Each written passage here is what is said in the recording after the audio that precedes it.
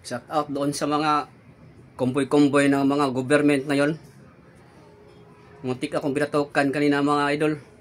Nagalit siya bakit dumikit ako doon sa service nila.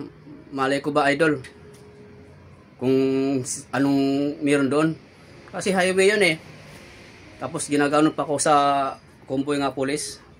Nagantay lang talaga ako kung babatukan nila ako. Mga siraulong mga kumboy-kumboy ng mga pulis na yon. Wala kayong karapatan mambatok ng tao. Kahit sino niyang pripritahan yung ano dyan. Authorized din namin dyan kasi malay ko ba. Sino kayo dyan nga dumadaan? Iisip, sobrang traffic.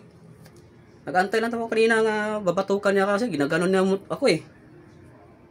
Nainis talaga ako, sobrang inis kanina. Pag uwi ko ngayon.